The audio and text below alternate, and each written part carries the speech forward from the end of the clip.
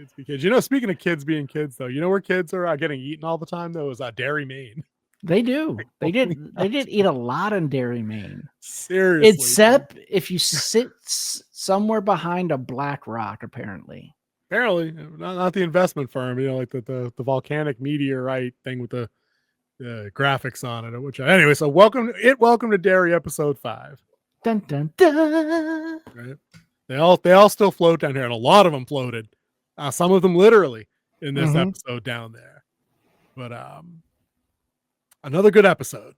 I'll say that. I'll say another good episode. I have some nitpicks. I have some nitpicks. Listen, I had it as a good episode, but I have a couple of questionable creative decisions. Yes, that's where I would go. Some questionable decisions, questionable leadership position questions. Interesting. All right, we'll get there. We'll just break down this episode real quick.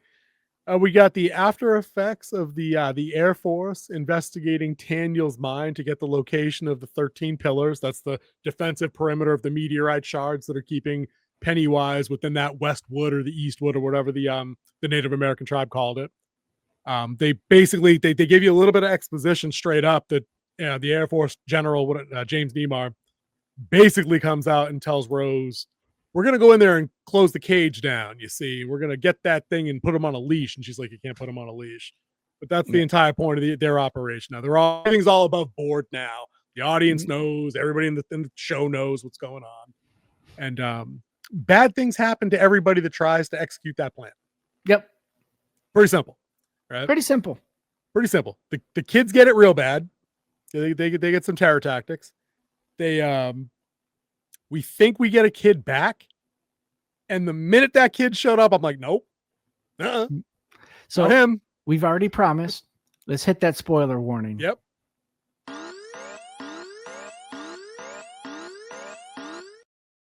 Thank you. I was starting to lose my mind.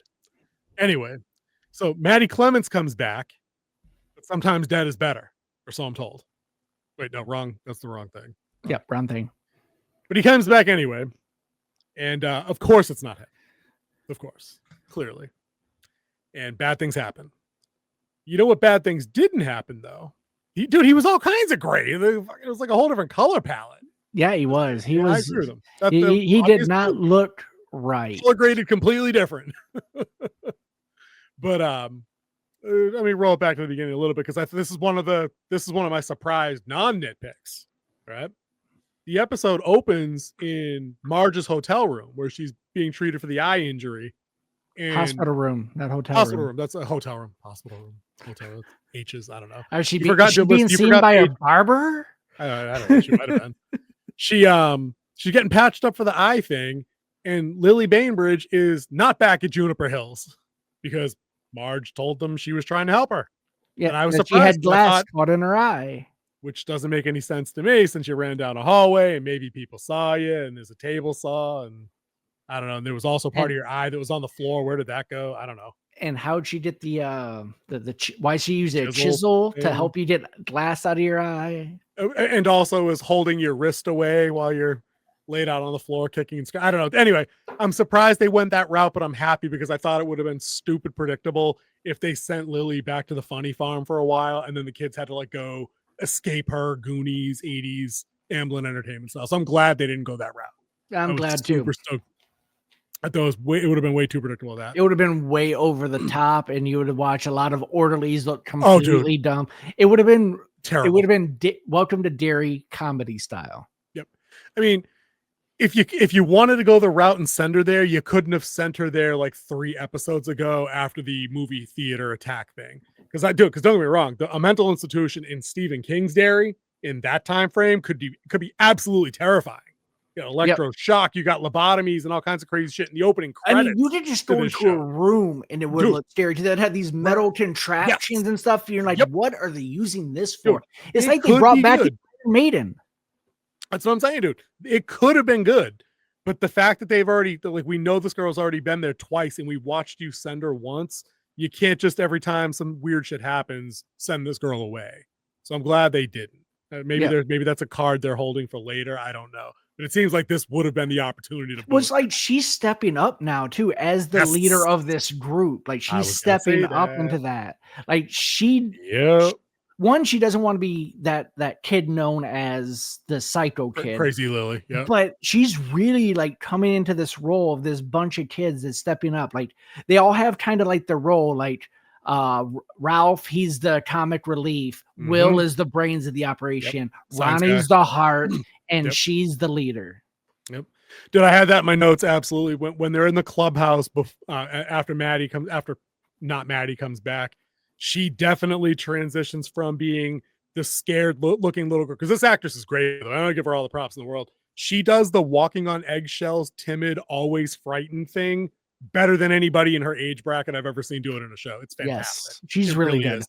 Actually, I don't really have any complaint about anyone's performance in this. No, me neither. But she stand out as being that timid 7th grade, 8th grade. Like, how old do you think these kids are? Junior high? I would say 7th, maybe 9th, 7th, 8th. That's what I'm saying. 7 and 9 total. High schoolers, but they're coming into that age where they're about to become high schoolers. That's what I'm saying. They're right in that zone, right? So for her, she's absolutely nailing the gangly, awkward, especially when she thought that the popular boy liked her. Like, she absolutely nailed that one down. Oh yeah, you know what I mean.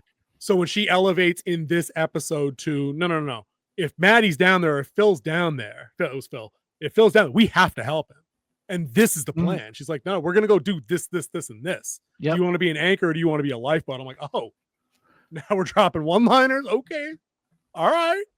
So that absolutely was dead ass in my notepad. I'm really glad you brought up that point on that character specifically. It was great. Like you're seeing a lot of them come into their own in this and like highlighting their traits and their abilities in this show.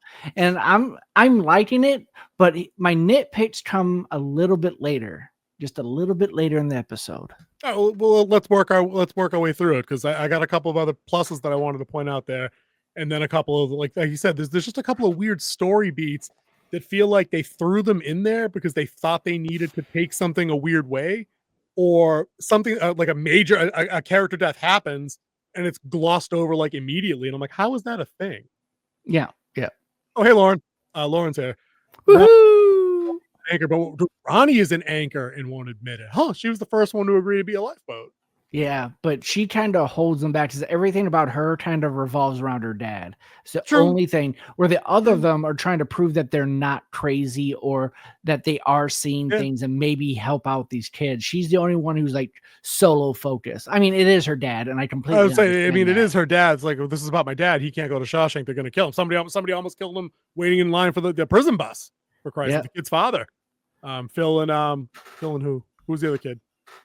Oh, what is it? I know Lauren knows. Lauren knows all the names. Help us out, Lauren. Help us out, Oracle. There's Phil.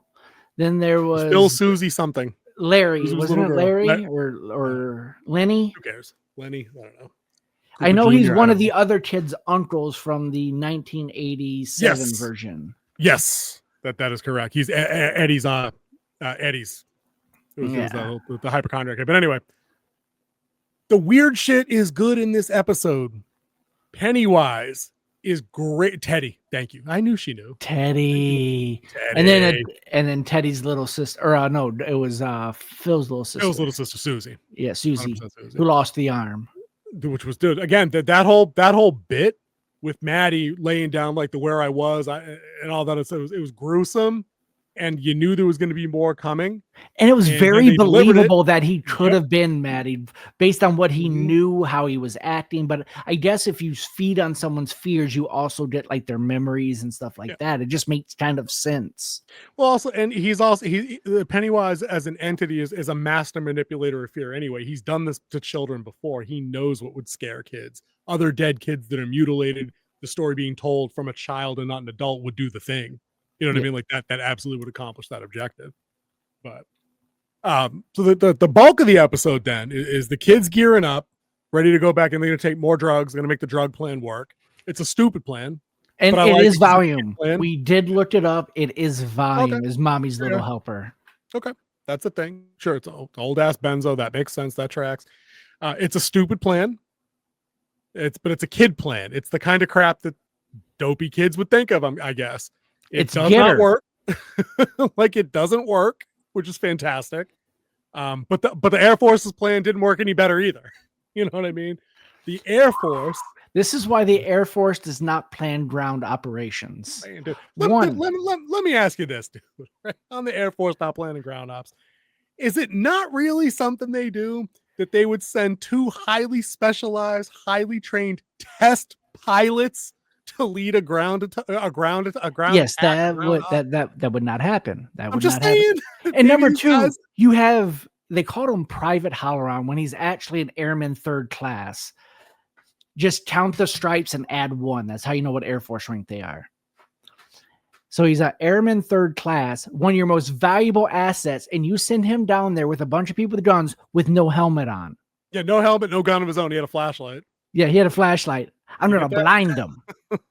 Like, I get why he had to go. That's the guy you got to send because he can detect. And then in my own head, I did the thing. I headcanonized and I shouldn't have done it. I said, they sent Hanlon because he's the man without fear. So if they found what they were looking for, it stands to reason maybe they want him there. But then why do you send his co-pilot? What's he doing down there? The minute that shit happened and I saw these 2 assholes get out of the truck, I'm like, cannon fodder. Yep. He's fucked. Your plot armor has expired. Thank you. Dude, they revoked his plot armor card in kind of, and this is another nitpick of mine, and maybe this is one for yours. His death is stupid. I see what they were going for, but it's dumb. There's no reason for him to get in front of the rifle. He could have just pushed it to the side, pushed it up, pushed it down. Literally, dude, he got around the front of a long arm, not a pistol. You know what I mean? Like a long gun. It's a rifle in that man's hands. We refer to the M16A2 as a musket because of how big it is. Dude, the barrel length is like 7 feet. It's crazy. And he somehow maneuvered his way all the way in front of this dude and took a shot center mass or to the gut or wherever he bled out. Not only did he make it all the way around, he made it completely around because the gunshot wound was on his left side. Did it catch him? He was standing on it, and Harmon was to his left, so he had to come all the way around. Dude, I saw that and I'm like, oh, come on. And I get it. And again, this is an example of how sometimes the setup, everything logically makes sense. But then the execution was poor. Is fine. I think the execution was fine. The build up to this moment was fine. We know it's going to play on us. Hanlon himself even says, listen, if you see your first girlfriend down here, your mama, your first pet, if it doesn't belong here, shoot it. Right. So you know what's coming. They're like, okay, you telegraphed it. But then how did you make the actual moment fall so flat? Because they don't know how to write military operations. And I'll tell you that straight off the bat. One, they're trying to sneak in and be very quiet, yet they're yelling for Hamlin. Right. It's like, then why? You just blew your whole element of surprise. 2, you know this is a mental being because it's gotten into your mentalist head. Yep. So he told you flat out. It saw me. Wasn't supposed to see me. Why are you sneaking up on it? It already knows you're there. Right. Knows you're coming the whole time. There are just so many mistakes. And then once again, we could chalk this up to the Air Force because they have no idea how to conduct ground operations. I see Pape says on the side, more kids got out of the sewers than the airmen did. Dude, true. That's true. Lost a lot of dudes down there. Sit back and let your older brother handle this. Right. It's okay. It ain't wrong with that. Bad CGI in this one a little bit with the dead Uncle Sam thing. I thought that was cheesy. That did not work for me at all. The skeletal finger coming out of the shadow, that was solid for a couple minutes. And I thought we were going to get that Pennywise shot that's in everybody's thumbnail with the teeth and everything. I thought that's where that was coming. But no, it was stupid, like ghoul Uncle Sam, I want you. Yeah, like, that was pretty dumb. But the CGI of the bots and everything looked really good when we get to Hamlin's part. What happens to him? Solid. Let's Hanlon or Hallorann? The Hallorann. Hallorann. Okay, Hallorann. The H's are throwing me. Their names are too similar. It's a King thing. It's if you read all his old stuff, that there's a lot of overlap there. Another person knows nothing about the military. Well, and rightly so. He's kind of a douche. At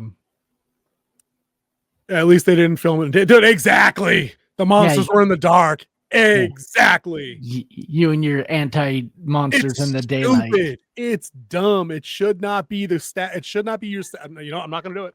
But technically it was daylight outside, but they were in a dark area. It was. They were in the sewers. It makes sense. You know what they didn't do? Bring floodlights down there and light it like it was a fucking baby soap commercial. Just saying. They wouldn't have had time. But speaking of baby soap and bathtubs and shit, so Pennywise now actually has power to bend reality. He can do that because he's always had that problem. He can bend reality to move you places and not have you drown and all kinds of weird shit. How did he move Hallorann from the sewer to a bathtub? Well, technically he didn't leave the sewer. Well, but where was guys were looking for him. Where did he go? He was yes, he went under the water. He took the step and went under, and his guys died looking for him. And then he walked out at the end and saw a fake, not dead Polly or whatever. I don't remember what happened after that. I thought there was like a jump scare coming there. No, just saw a zombie. Turned around and looked at her. That makes sense. I can explain all that. Please do. Okay, so we have to go to everything that happened to Hallorann, where he steps off, like he's going to jump off a helicopter into the ocean type step off. I mean, it's literally like a 2 feet step. Like, just step off, bro. And two guys had done it right in front of you 5 seconds ahead of that. Yeah. So he jumps off, and all of a sudden he's in water. Like, he did jump off a helicopter and landed in the ocean. But then he crawls out of the water in a bathtub in his grandmother and grandfather's house, who raised him because his parents died young. Right. Apparently his grandmother has the shinning as well. Because she's talking to him in his mind only. But the guy who comes in is his abusive grandfather, and it found his box. Now, to understand the box, you need to watch Dr. Sleep, because a dead, is it Hallorann, right? Hallorann. A dead Hallorann teaches a older... what's Jack's son called? Danny, older Danny, about this. Now, if you watch Dr. Sleep, you understand that there are creatures out there that can feed off you. Just your regular life force is like a normal person. But if you have the shinning, it's like drinking they're like complete life force. Top shelf. It's like top shelf fuel for them. To handle them, you can put them in a box and lock them away in your mind. So any bad ghost, a lot of them are ghosts, that you encounter can be locked away into this box. So that was Hallorann's box with all the bad ghosts he's seen throughout his life so far. And they opened it. So it doesn't keep them. He's like a fair game for them to eat at him. And that's why he saw the dead person, because when you have the shinning and your box is open, you can see dead people. Dude, that's wild. I had no idea, because I've never seen Dr. Sleep. And once again, you're welcome. Thank you. I love the explanation. I was willing to give them and because this show has been played so straightforward, unlike the J.J. Abrams stuff that I bitch about, I was going to give them one literal mystery box to like lead me along and like explain it through the show. You know what I mean? The bad thing is that this mystery box you kind of have to do homework on. Like, you have to watch a whole nother movie and understand the explaining. But I would recommend going and seeing Dr. Sleep, because Dr. Sleep was great. Ewan McGregor was great in that movie. I can't watch it on account of the baseball player. Nope, can't do it. What baseball player? The kid. The kid that they take. Nope. Oh, can't do it. That scene alone shuts that movie right down for me. Can't do it. Yeah, they could. And Pape said great explanation, King, as usual, and it was a great explanation. I think the show has enough time and enough opportunity left in it where they're and no one's gonna go. No one who's not watching this show right now, who hasn't seen Dr. Sleep, I feel like they're gonna explain that for those folks anyway over the course of the show. Somehow that information will make it to a level that explains why this is a big deal, why this puts Hallorann in danger, and how it endangers the op going forward. And for anyone who's going to just gloss over that, and anyone who's watching and wondering why we call it the shinning on our podcast, because a podcast once referred to it as the actual name of the book, and they were sued by Stephen King because, once again, we point out that he is not a good person. I call it the shinning on account of the Treehouse of Horror from like 1988, where Bart called it the Shining, and groundskeeper Willie said, "Boy, you out of your mind? You're going to get sued. It's the shinning." That's actually where I get it from, but I'll take that. Now that I know there's a legal reason to keep it with the shinning, we're going to keep with it. Oracle, I want to pound the shinning or copyright or whatever we're going to do there. Willie. Exactly. Yeah, scary shit happens in the sewers. Leroy sees a whole lot of crazy shit. Great image of his wife with the Pennywise look. Yeah, down there, that was crazy. Dude, that was such a clean shot too. I was like, that was clean. Mm-hmm. The fact that I managed to screen cap that for the thumbnail is pretty impressive. I'm just saying, dude. Yeah. I locked that frame down. It was a great shot because I love the fact that we're seeing now Pennywise is becoming an active player in this show, as predicted by the entire planet. It's not like you heard it here first or anything, because they're getting closer to the end. Yes, exactly. We're getting close to that red line. It's coming. Even Hamlin's wife sees the corrections officer in behind the door with the face, and then a bus goes by or whatever, and it's disappeared. It's gone. He's popping up. He's fucking with everybody, and I love that. I love that it's not, we had to go to the Neibolt house, and he's in the well, and that's the only place he's going to be. No, this dude's everywhere fucking with everybody, and I love it. So, Oracle, I need your help on this. Can you go ahead and bring it up? Because we find out who Ronnie's dad was. It Hallorann Hank, yes, who he's visiting in the night. Nitpick numero dos. It's not a. Once you find out who she really is, it's not really a nitpick. But how do we know who she really is if I haven't seen 6? Don't tell me this is another thing. Do I have to have seen 6 other things to know who she is now? You just had to watch part 2. Of what? Part 2. Oh, all right. As long as I have. It wasn't as good as part 1, so I don't remember it as well. All right. If there's a good reason for it, I'll take it. We can do some. I need the name first. So once Oracle has me that name. Yep. But she is actually a very important character in this whole thing as well. Okay, then I'm glad. Then let me remove nitpick number 2, because I thought it was a waste of a connection to have that character just suddenly be the one that Hank was involved with, and have it not be Bowers' wife, like I was hoping, or somebody like that would have raised the stakes even more as I understood them. Bring me up to speed on who she is from It Part 2. All right. So to understand who she is in It Part 2, you will have to understand who she was in 1908.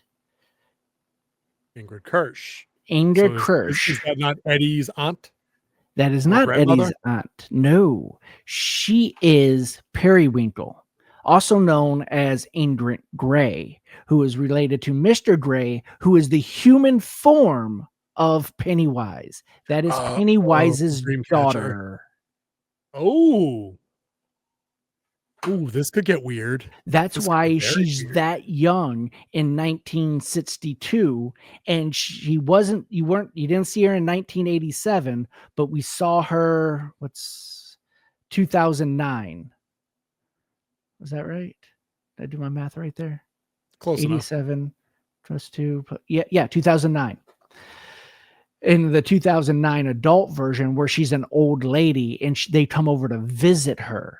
Oh, that's the old lady in the apartment. Yes. The girl goes to the Jessica Chastain's character goes to see. Yes. Oh, Bob Gray. That's it. Bob Gray, who is the human version of Pennywise. Pennywise took over him, and that's how he became Pennywise. Ingrid became part of that, why Pennywise was in them, and she became Periwinkle. And you see Periwinkle sitting on the stairs in the 1908, the clown that they showed with her hair. That's Periwinkle. Oh, that's wild, and that's her playing Periwinkle. And then you see her going upstairs later, and you see the headdress of Periwinkle up in her attic. When? You're talking about the movie? No, when she goes up there.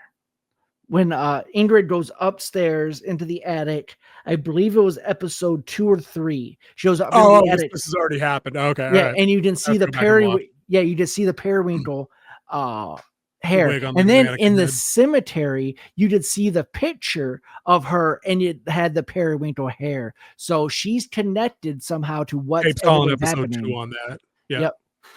True, dude. Yeah, dude. See now, dude. This. Listen, my appreciation and respect for this show now has gone up like 5 clicks, because if they're tying in Easter eggs for folks that were super paying attention to other King related stuff, You know what I mean? Like a movie that came out 8 years ago. Like, that's crazy. I mean, It Chapter 2 is like 8 years old now. Like that didn't come out yesterday. So that's impressive that they're but it's the Machetes. It's the same team. It's the same husband and wife, brothers. I think they're husband and wife. I don't think they're brother or sister. I think they're married couple. The Machetes. I mean, they did The Flash, but that just exactly. Yeah, dude, I'm gonna love the show even more now because this will definitely earn it a second watch, which is rare for me, as you know, in a series. I typically only watch them once and we move on to the next thing.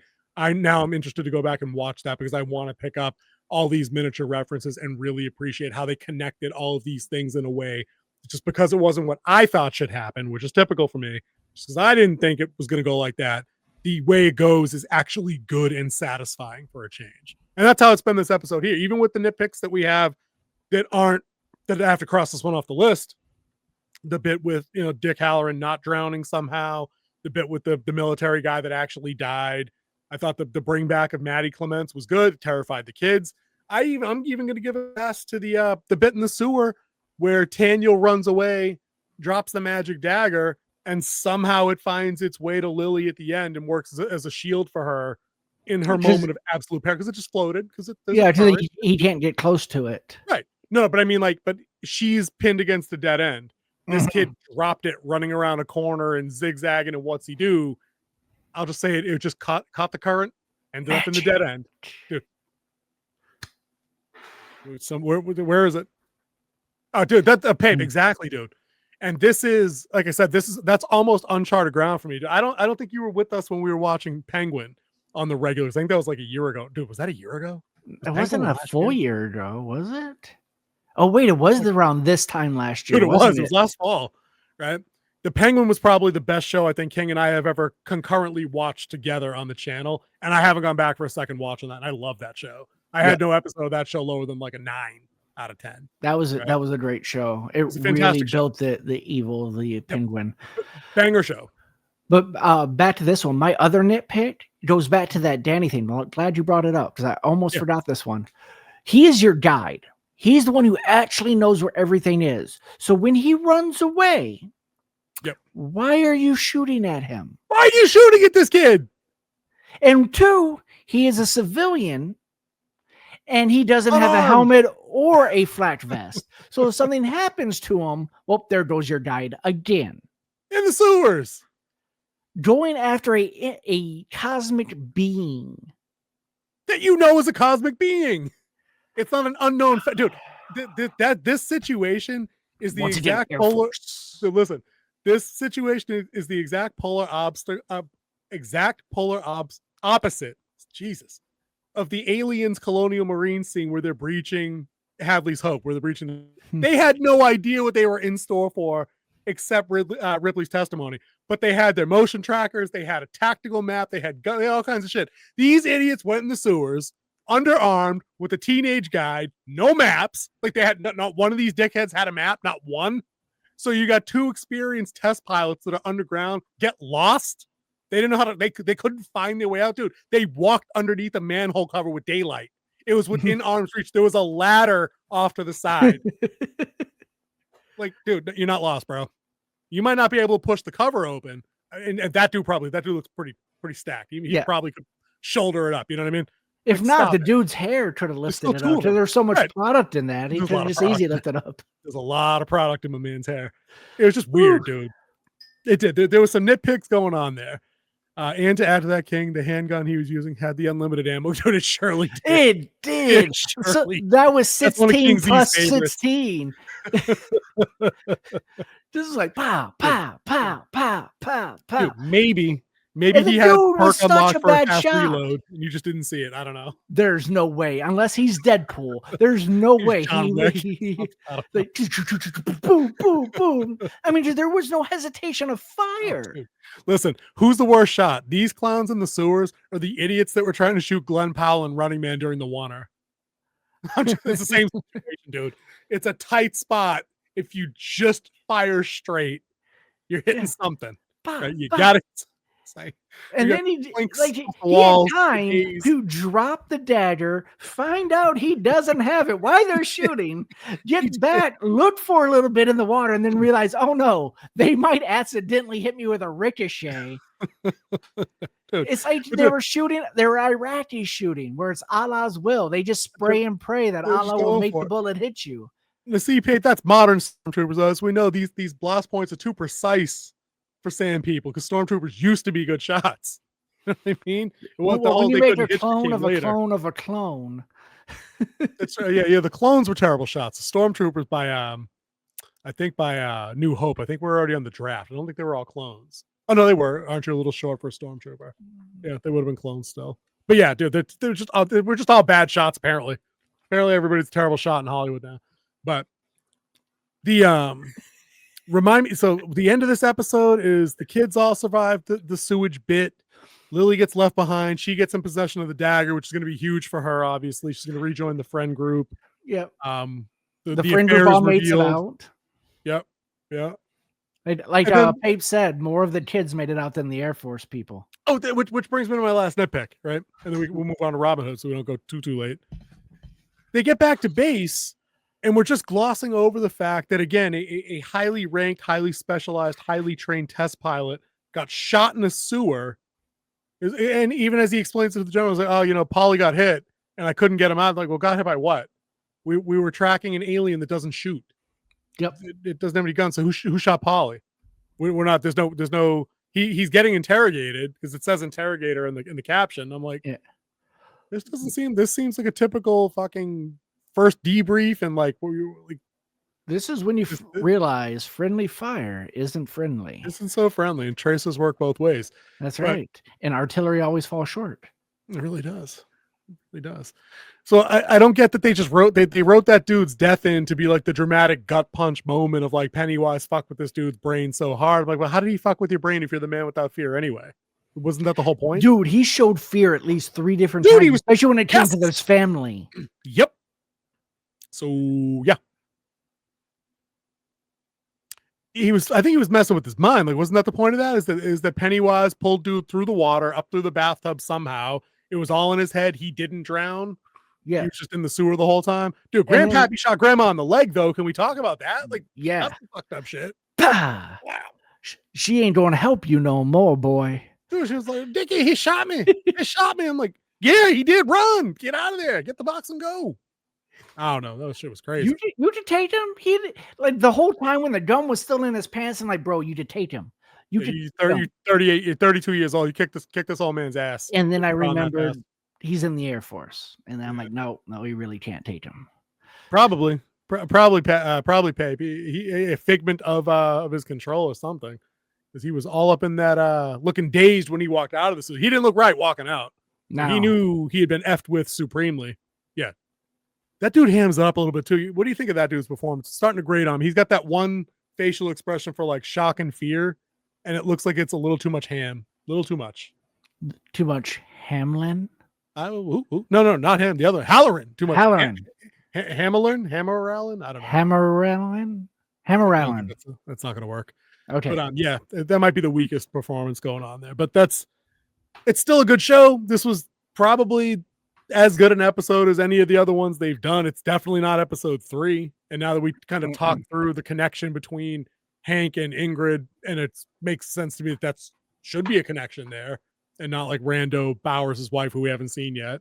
Yeah, for the purpurse of like pushing. I know that killed your theory about that, but the more and more Marge is there, it's like you're killing my theory, Marge. You're killing my theory. But I did have a kid right being Pennywise. I did have that. Yep, that was solid. It just happened to be Maddie. That transformation was sick, though. It was good. Just see the back of his head. Yeah, back of his head opening up. And then the song he was singing. That was on. Yeah, that was it. That was a good scene. That was some Pennywise shit too, and the bit with Lily in the sewer one-on-one with Pennywise was also good. Yeah. Like, it's your fault. You convinced them all to come here. You're a bad daughter. Like, they went back to that. Yeah. I'm like, okay, that's what Pennywise should be doing. But also, she took like 15 milligrams of Valium, so I don't get why this isn't working. Like, just does the whole no fear thing didn't seem like it worked at all. No, the Valium, dude, that is the fastest burning Valium I've ever seen in history. Especially when they took like 2 or 3 pills each. Do we use how they were walking is still beyond me. That would have killed all them kids. If they each took a few of those, that's a minimum of 5 milligrams Like of shad. what do they do? Take 3 and then down it with some jet to level themselves out? Maybe. But they wouldn't have made it into the sewer, believe me. They'd have just been passed out on the side of the river. I think Yeah, we dude, took too much. Dude, they couldn't, because I can give 5 of Valium to an adult detox patient right now, and if it's their first time through treatment, it can absolutely put them down for a couple of hours. Little sleepy. You know? It was weaker Valium than what we pounds. give today. Right. It's a different potency, I guess. Yeah, different potency. That's it. But yeah, no, I'm down for this show. This is my favorite show currently on right now. This has been an absolute blast to watch. Pleasantly surprised so far, because I had cautious optimism for the show, but this is running their hands along the sewer wall, running and falling down with their mouths. So, dude, how does anybody walk out of the show without hepatitis, by the way? With the sewage and the no eye covering? I don't know. Surprise, y'all got Hep A. Hep B, maybe Christmas. C. You might have invented a D. Letters. We're just all the way down to K now, it's craziness. But yeah, dude, you're vibing with the show for sure. Yeah, because they even talked about that, like how he sheds, like when he goes into hibernation, he sheds the groundwater, and it's tainting the groundwater. And now they're walking through the sewage of tainted groundwater after it being raw. Dude, all I'm saying is this, right? If you knew that, right? How do you not have 13 people dig up the 13 pillars, form a circle at that range, and just tighten until you're running them through like fucking Caesar style, tainting the groundwater, spoiling the land? The issue is, if you picked up all 13 of them, move them in, if you're not moving everyone at the same pace, closing in, you're going to have a gap and it's going to escape. Dude, same time, coordinate that shit. I don't know. But if you're miles apart, like how? You can't say ready and step. Smoke signals. I don't know. Flares and shit. And step. I don't do it. Fucking dude, because remember, dude, radios back then were like this big. Back then, it's 1960. So they can get it done somehow. We're not talking about 1800s. That they had phones somewhere. We're all going to start now. They did have shortwave radio. Yeah, but the radio was like this big. Listen, it could be done. It was like the Zach Morris phone, dude. It was huge. The Oracle says if they're miles apart, it could just go through it. Then why can't it just find a breach in the circle as it is? Because they are miles apart. It's like an AOE from each one of these pillars is how I see it. That forms like a solid barrier. So it's not like a literal ring. It's like a ring of spheres. But if you have something that has a wide range and you move it closer, there will be a gap eventually. You move them closer to they'll start overlapping, and there will be a line that you could get through. It's the reason why you can't put cell towers right on top of cell towers, because they point in 3 directions. Like every cell tower is a triangle. It's not a circle. So it shoots in 3 different directions. If you put another one in there, you'll still going to get a blind spot of where them two overlap each other. That's assuming the T-Mobile also made the ancient alien meteorite that's holding it inside the West Woods, though. You know what I mean? It may have been a whole different manufacturer. This is standard signal. It doesn't matter what company. This is standard signal knowledge. Dude, it's an alien meteor containing a demonic cosmic being from like Lovecraftian mythology. I don't think the rules apply. Turtles. It threw up the world and creation as we know it. It's weird, dude. It's King coked out at his best guy. You know, he should go back to cocaine and leave us alone. Dude, what did I say a month ago? I said somebody needs to start doing that shit in Hollywood again. That's just how it is. But all right, that's gonna do it for Welcome to Derry. We will catch you guys in the next one for that. But we have